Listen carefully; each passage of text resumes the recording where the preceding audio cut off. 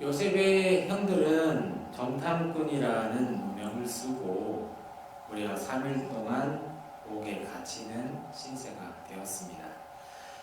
그들은 자신이 비참하고 억울한 처지에 놓이게 되자 비로소 과거에 요셉에게 저지른 죄를 떠올리며 진정으로 회개했습니다. 이러한 모습은 하나님이 원하시는 그 참된 회개의 모습을 보여주고 있습니다. 우리가 죄를 회개할 때에 취해야 할 올바른 태도는 과연 무엇일까? 오늘 말씀을 통해서 한번 찾아보고자 합니다. 첫 번째로 입으로 고백을 합니다. 양식을 구하기 위해 애굽에 온 요셉의 형들은 정탐꾼으로 몰려서 억울한 옥살이를 하게 되죠. 사실 요셉에 비하면 아무것도 아닙니다. 근데 그들이 아무리 자신들의 억울함을 호소해도 아무런 소용이 없는 상황이었습니다. 그들은 비참한 곤경에 처하자 비로소 자신들이 이 공경에 처한 이유가 과거에 저지른 죄악 때문임을 깨닫게 됩니다. 또한 그때 저지른 악행을 입술로 고백하는 것을 오늘 본문에서 볼 수가 있습니다. 그들은 동생 요셉이 살려달라고 애원하는 것을 뿌리치며 동생이 당하는 그 고통을 외면했습니다. 죄를 회개한다는 것은 자신이 저지른 죄악을 구체적으로 고백하는 것이죠. 하나님께서는 우리에게 죄를 자백하라고 말씀하고 있습니다. 죄를 자백하는 과정에서 죄인들은 자기가 저지른 이 죄악의 심각성을 보게 되고 또한 그 죄의 심각성을 알게 되고 인정하게 되죠. 요셉의 형들은 동생에게 극악한 죄악을 저질렀음에도 불구하고 한 번도 이 자신들의 죄를 시인하고 고백할 기회가 없었습니다. 그리고 그 기회를 갖지 못하고 살아왔습니다.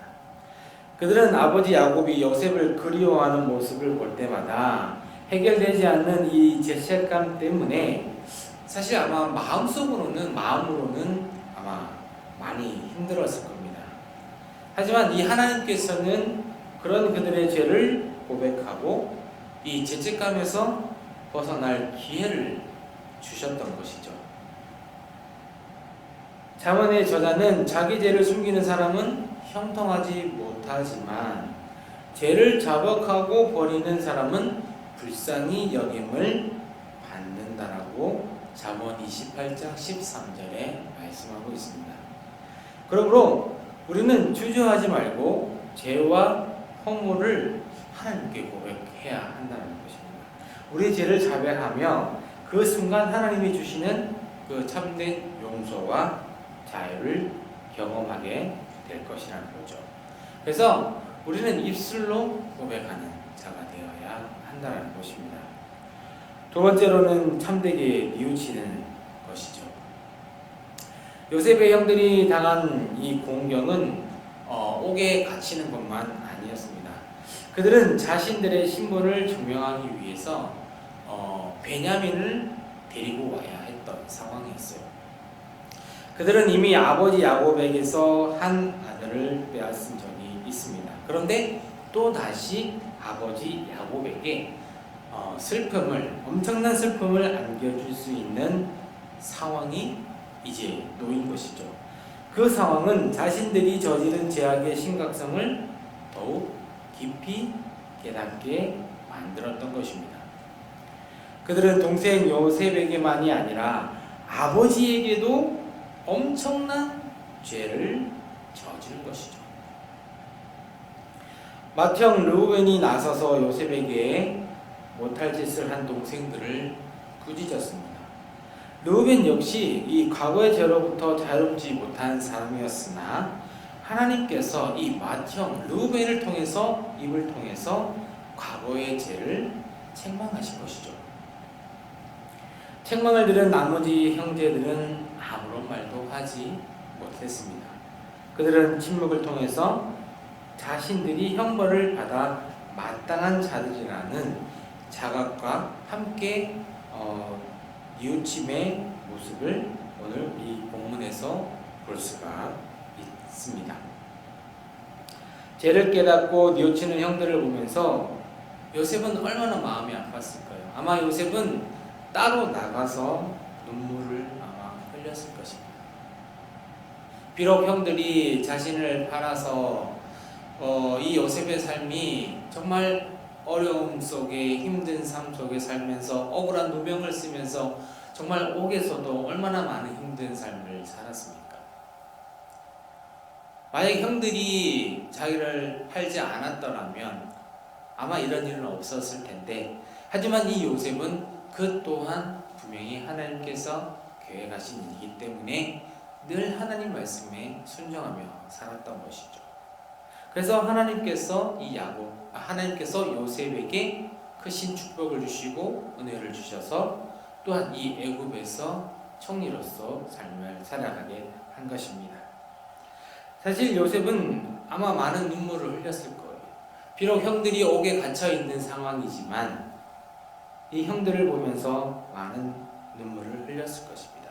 이 형들이 뉘우치는 모습을 보고서 이 요셉은 이 국률의 용서의 태도를 갖게 된 것일지도 모릅니다. 이처럼 다시는 죄악을 반복하지 않겠다는 그 의지와 참된 뉘우침은 그 죄로 인해서 상처 입은 사람들의 마음은 용서와 회복의 길로 인도한다는 것입니다. 사랑하는 성도 여러분, 하나님께서는 우리가 진정으로 뉘우칠 때 의로운 길을 걸어갈 새로운 힘을 주신다는 것, 이것을 기억하시길 바랍니다.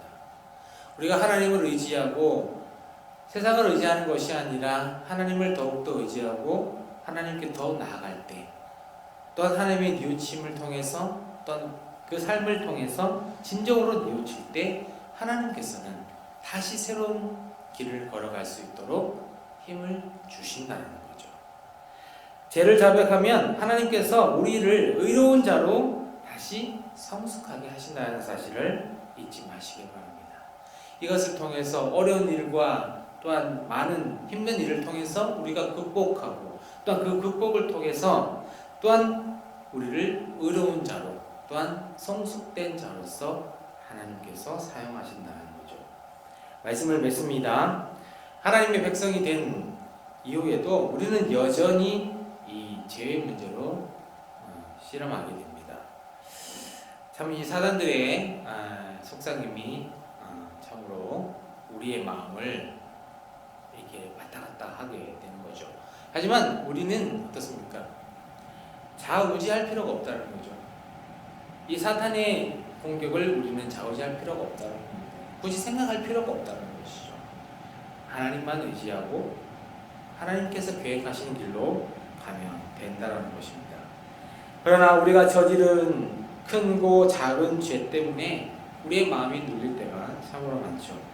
하지만 하나님께서는 그 문제를 가지고 또한 참회와 자백의 자리로 나오라고 분명히 오늘 이 말씀을 통해서 우리에게 말씀하고 있습니다.